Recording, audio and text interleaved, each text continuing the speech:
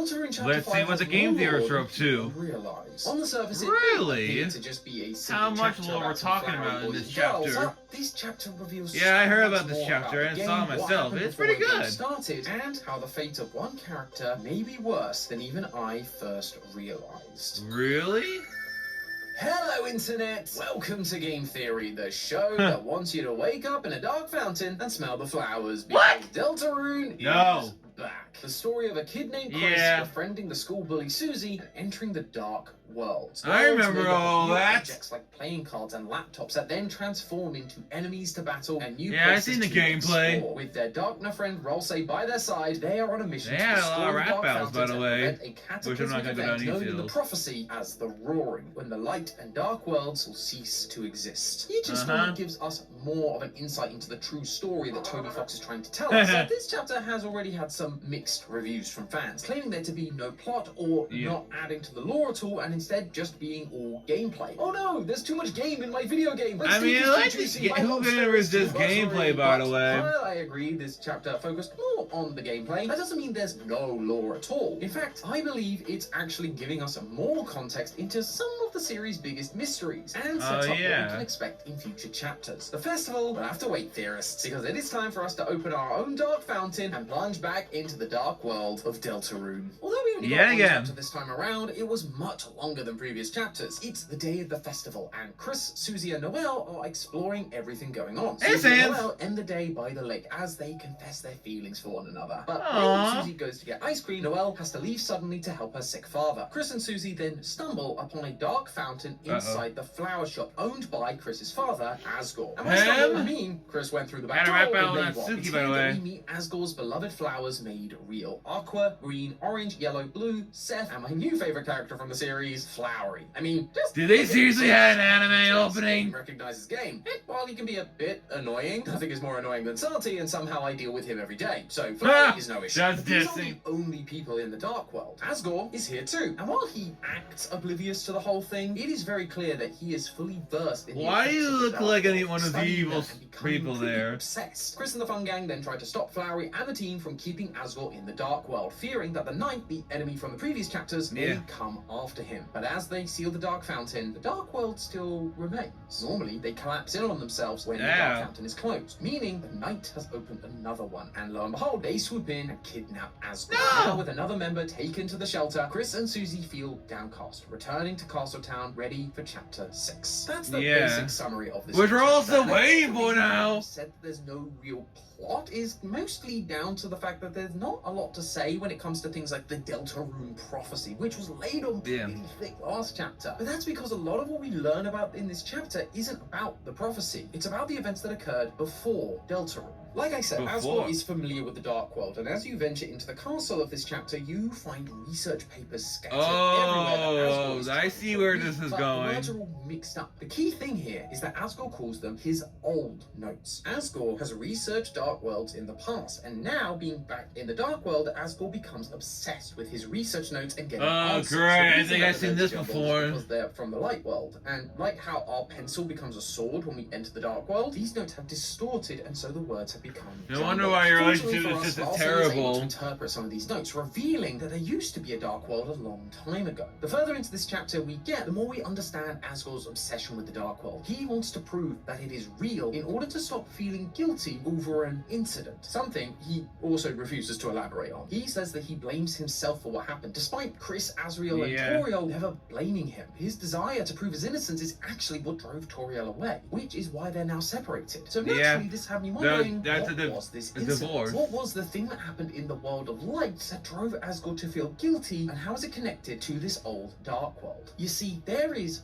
one unspoken tragic event that we know occurred before the events of Deltarune: the disappearance of Noelle's sister, December Holiday. Until now, this has been a mystery. In chapter 4, we saw that Dessa's room was abandoned and that no one was allowed inside. Whatever happened, both Chris and Noelle seem pretty traumatized by this event. Noelle is triggered by the word in his spelling bee and breaks down. And Chris, well, Chris seems to have witnessed this event firsthand. In chapter 3, you can pick up a piece of black triangle triangle lacquer, which we spoke about. Oh, in our yeah, last I remember that. Triangle lacquer describes a guitar pick, and Des is a talented musician specializing in the guitar, as seen by the guitar in her room. However, when you collect the item, it talks about the item slipping through your fingers. If this item represents Des, it's the idea that Chris felt like they could have done something to help them, to save them, but they slipped through their fingers. In chapter 4, you can find a secret area called the therapy room. In this room, Chris is encouraged to do art, a real therapeutic tool to help traumatized patients express themselves and lower stress levels. I actually been to art therapy. Chris is told that this is where we draw pictures and don't kill people, and we start to piece together that Chris was either involved in or most likely witnessed something that they believed was killing someone. Something they feel they could have helped avoid. Unlike Azrael, it is clear that Des didn't run off to college, but something far more tragic happened. And now it seems that Asgore was involved, and that his research into the Dark World may have been the reason. But there is more that connects these two characters than just a nameless incident. During chapter 4, if you escape through the vent after Chris violently removes you from their chest, you can see Asgore talking to an old friend about their plans for redemption. During this discussion, he mentions how beautiful this black shard is. The black shard is actually an item in Deltarune that you can obtain. The only way to obtain it is by defeating the knight. That's true. You break off a piece of their sword, a shard, if you will. In our last theory, we theorized that Des is the Roaring Knight, based on visual clues like the antlers, their sword being a bat, something that Des used to That's pretty OGG, which used a picture of the guitar from Des's room, uses the same musical motif in the knight's fighting music. For Asgore to have this shard, they would have to have some connection to the knight prior to chapter 4 and prior to their kidnapping at the end of chapter 5. On top of that, they both have access to the shelter. The knight is stealing people away and hiding in this shelter, and at the end of chapter 5, we finally get one of the codes to the shelter, and it's buried in Asgore's flower shop. Can they just bring it to the shelter? Boom! 0915199X. I'd put my money on the fact that this is the date. You put your money on it? How much you betting? 1990 something. The only date we've seen that resembles this is 1997. Spamton claims that it's their favorite 1997. Year, and it's actually the price of the thorn ring that creates the snow grave or weird root for Noah. Who, thanks to this root and some pushing from us, becomes stronger and able to overcome her trauma about Des's disappearance. Now, while we know Chris likely witnessed this event and that Asgore was involved, probably along with Carol, as she seems to be the one calling Chris, telling him not to let Susie know the shelter code, and then shows up as soon as Susie's about to find it. But we don't know exactly what happened that night with Des. However, thanks to unused text in the game files, we do know what happened in the aftermath. Chapter 1's unused text said, Where am I? Hello? Anyone? Don't tell me. What if Jebel's identity? Anyone? Sorry, just that area reminds me of him. It's so dark here. Someone, anyone, if you can hear me, say something, please. Chapter 2 and 3's are similar, realizing that no one can hear them and wondering how they got there. In Chapter 4's unused text, this mystery person talks about losing track of time, whether it's been hours or days. The community has speculated that this is Des getting lost in the Dark World, and I was inclined to think so as well. But now with the idea that Des suffered an incident involving a Dark World like Asgore mentioned, it makes me even more certain that this is the case. But Chapter 5's unused text gives us a little more insight.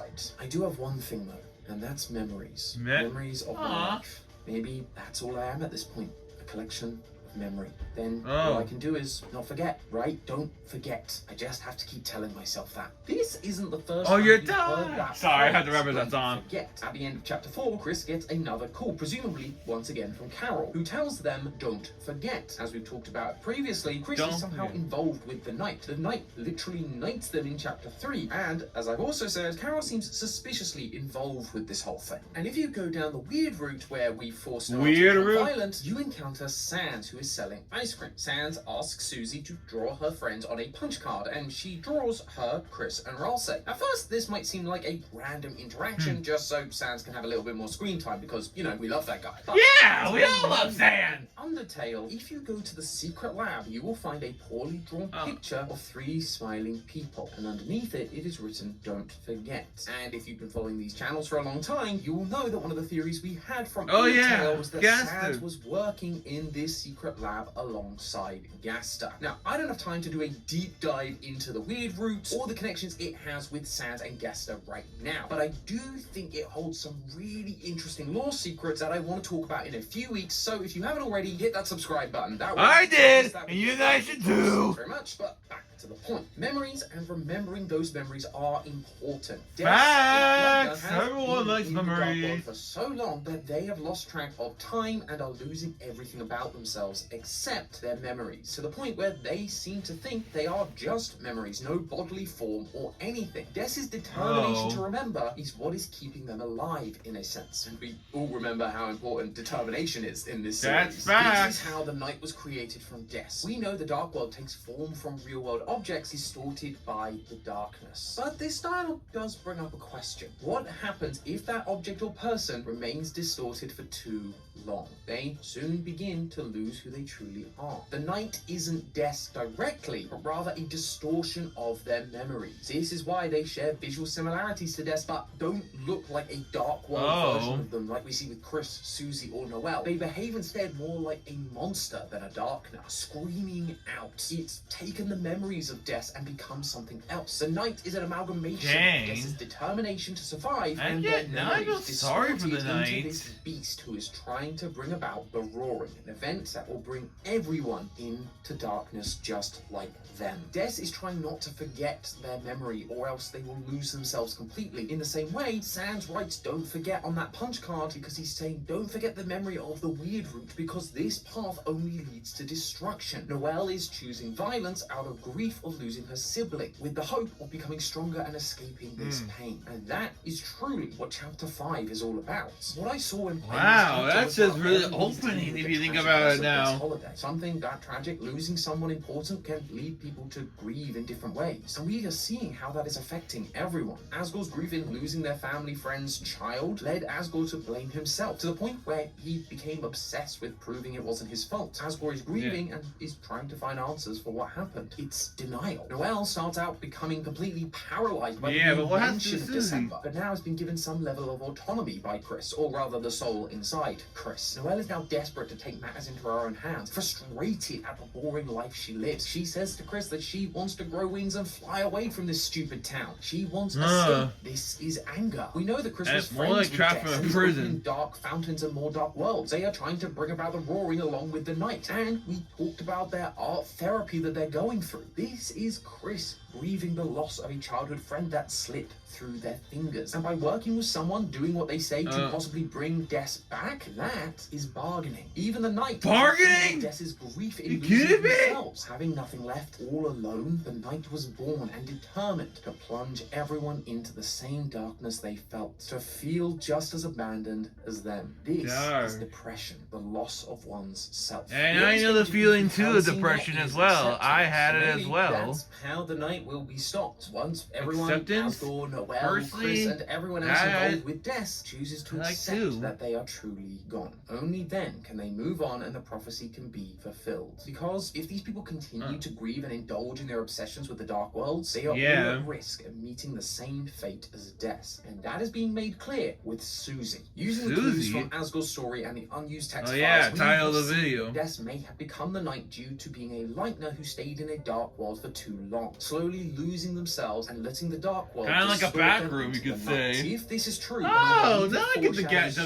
service to the back rooms right now. At the end of chapter 5, having lost Asgore to the Night and killing Flowery, Susie is sad and grief-stricken. She failed to save the day and the night still caused chaos. Susie then asks Chris to take her home. If you take her to the apartment block she lives in, she says, you know that's not really what I meant, right? But if you take her back to school, into the Castletown dark world, Susie says, thanks for walking me home. Susie has had a troubled past and family life, and during these adventures with Chris and Ralsei, Susie has become a nicer person and grown attached to the darkness like Lancer, to the point where now we see Susie is calling this place her home. Even at the start of the chapter, Susie has been in Castletown getting ready for her date with Noelle. Susie is spending increasingly more time in the dark world than the light world. Right now, it's sweet. She's found somewhere she feels she belongs. Like, that's good for her. About Des becoming the Knight is true. true, then the more time Susie is in the dark world, the more of her true self she will lose. She will forget herself and distort beyond recognition. Maybe that's where our prediction for the prophecy that we talked about last time will come into play. In the last chapter, we saw a bunch of pains that told us the true prophecy of the Deltarune. However, Susie smashed one of them and seemed upset by what she saw, and Ralsei had been really sketchy about the whole thing and felt really sorry for her. We tried to put the pieces back together and came up with this. And then when all hope is lost for the tale, the final tragedy unveils. To save the world, there is only one way. The girl's death breaks the angel's sway. Only then will the worlds be saved. Even though it's a rhyme, but still. A sacrifice from Susie. And so when she saw it, she smashed it because she didn't want to accept it, and that's why Ralsei was also trying to dodge the subject. But what if what she saw wasn't her death, so to speak, but her becoming a villain who then has to be slain to save the world? Flowey actually alludes to this pretty directly just before the final battle. He suggests destroying Castletown's fountain and leaving theirs alive instead, asking Susie if she would take away someone else's fantasy to keep her own. Susie naturally snaps back about how it's her home, and Flowery simply replies, spoken like a true hero. Susie, putting hero in quotation marks. Susie is becoming delusional, living in her fantasy world, and over time will start to forget who she really is. Right now, she's our closest friend, but if she keeps hanging out in the dark world, she may become our greatest enemy. But hey, that's just a subscribe to Game Theories for more of their game theories, because, well, seeing this as well. The legend of the Deltarune is alive.